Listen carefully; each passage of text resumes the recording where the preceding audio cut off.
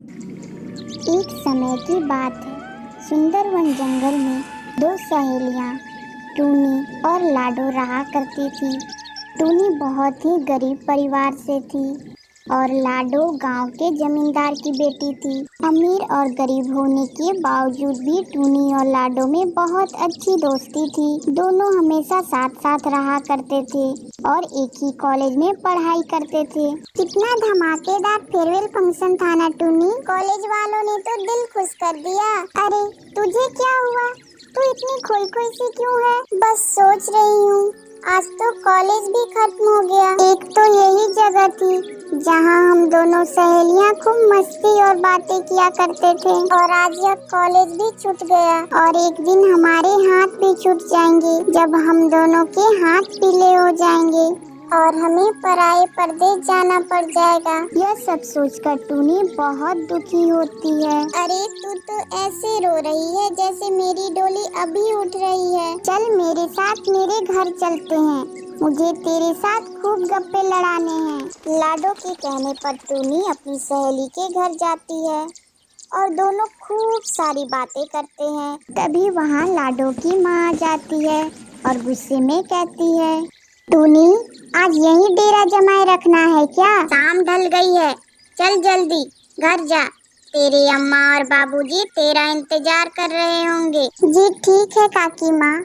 अच्छा लाडो मैं चलती हूँ। अरे ठहर जरा, तुझे रामू काका छोड़ देंगे। थोड़ी देर में टूनी अपने घर पहुँच जाती है, जहाँ उसकी माँ इंतजार कर रही होती है और उसे देखकर कहती है, टूनी आज कौन सी पढ़ाई कर रही थी जो कॉलेज से आने में सांझ ढल गई? माँ मैं अपनी सहेली के घर पर थी। देख टूनी, तू अब दूध पीती बच्ची नहीं रह गई है, तू सियानी हो गई है। अब तू सखी सहेली करना बंद कर। जवान बेटी को देर सांझ तक बाहर घूमना फिरना ठीक नहीं है। अरे सीमा, लाडो बिटिया के घर पर ही तो थी, क्यों डांट रही हो बेचारी को? अजी तुम खुद काहे नहीं पूछते हो? लाडो बिटिया बड़े रही जमींदार की बेटी है और टूनी हम जैसे गरीब की बेटी है। तुम भूल गए हो तो याद दिला देती हूँ, उनके खेतों में काम करके हमारे घर का चूल्हा जलता है। टूनी का लाडो बिटिया के साथ घूमना फिरना मुझे अच्छा नहीं लगता है। इसे अभी से ही अपनी सहेली से दूरी साधनी होगी, क्योंकि एक दिन इन दोनों को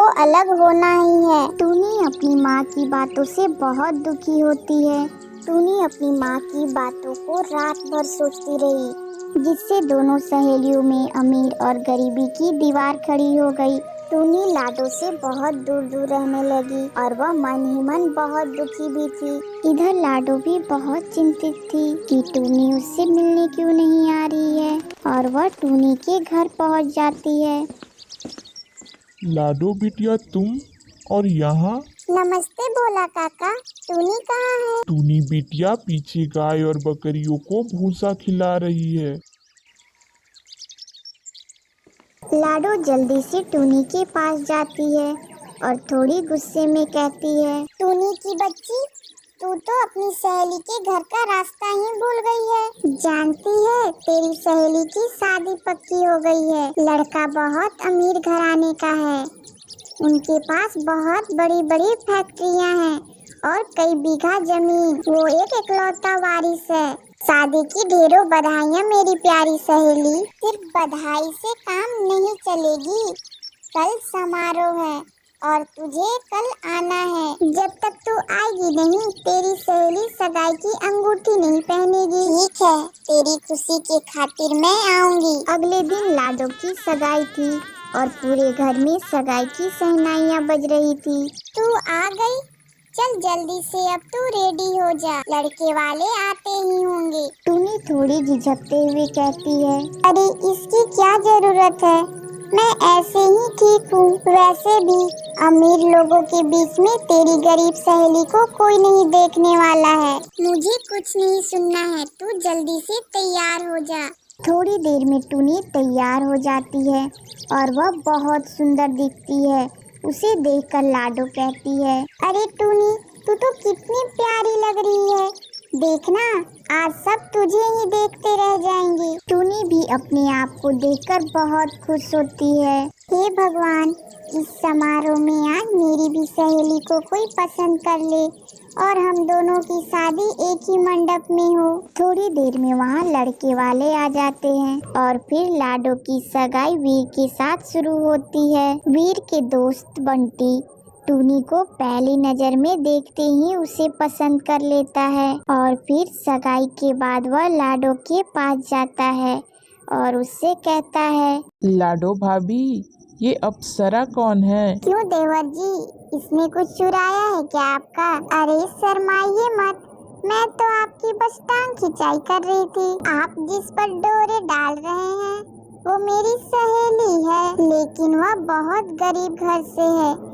क्या आप थाम सकेंगे उसका हाथ? हाँ भाभी, आज ही मैं घर जाकर अपने माँ पिताजी से बात करूँगा। बंटी की बात सुनकर लाडो मन ही मन बहुत खुश होती है और यह बात जाकर टूनी को बताती है। लाडो, ये क्या कह रही है तू? ये बिल्कुल भी नहीं हो सकता है। तू जो सपना देख रही है यह कभी नहीं हो सकता, क्योंकि हमारे बीच गरीबी और अमीरी की दोहरी दीवार खड़ी है। मेरी डोली किसी गरीब के घर ही जाएगी, यही मेरे जीवन का कड़वा सच है। इतना कहकर टूनी रोते रोते अपने घर पहुंचती है। अगले दिन लाडो अपने होने वाले सासर ससुर के साथ टूनी के घर पहुंचती है। यह सब देखकर टूनी और उसके पिता भोला बहुत हैरान रह जाते हैं। भीतर आने को नहीं कहोगे भोला भाई साहब? आइए ना मालकिन। मालकिन कह के हमें रुस्वा मत कीजिए, बस अपनी बेटी मेरी झोली में डाल दीजिए। मेरे बेटे बंटी को आपकी बेटी बहुत पसंद आई है और वह आपकी बेटी से शादी करना चाहता है। मगर मालकिन, हम तो आपके पैर के धूल के बराबर भी नहीं हैं। तुमने सही कहा भोला, तुम्हारी सोच हमसे कहीं ज्यादा धनी है। लाडो और टूनी बिटिया दोनों ही बचपन की सहेली है। ये भगवान का ही योग है कि दोनों की शादी एक ही घर में होने जा रही है। अरे मेरी प्यारी सहेली, बंटी तुझे पसंद है ना? ये सब देखकर टूनी भी बहुत खुश होती है। कुछ दिनों बाद दोनों सहेलियों की शादी बड़ी धूमधाम से पूरे रीति रिवाजों के साथ एक ही मंडप में हो जाती है और सभी बहुत खुश होते हैं। टूनी खुशी से कहती है, लाडो, मुझे तो यकीन ही नहीं हो रहा है कि कल की अमीर गरीब सहेलियां आज रिश्तों की डोर में बंध गई है। हमारी दोस्ती किसी अमीर गरीब फर्क फासलों की मोहताज नहीं। चलिए देवरानी जी, एक सुनहरी जिंदगी हमारी राह देख रही है। सच में ये मालिक की भली परवरिश का ही नतीजा है। कभी भी अपनी दोस्ती के बीच अमीरी गरीबी का फासला नहीं आने दिया। आज के समय में कहाँ देखने को मिलती है ऐसी अमीर गरीब सहेली की दोस्तियाँ। जा टूनी बेटी, अपनी माँ की बातों को मन से निकाल देना और तुम दोनों सहेलियाँ खुशी खुशी अपनी जिंदगी जीना। जाओ बेटियों, भगवान करे तुम दोनों सहेलियाँ जिंदगी भर यूं ही घुल मिल कर रहो। फिर दोनों सहेलियां अपने माता पिता का आशीर्वाद लेकर और डोली चढ़कर अपने ससुराल चली जाती है और खुशी खुशी दोनों साथ यूं ही रहती है।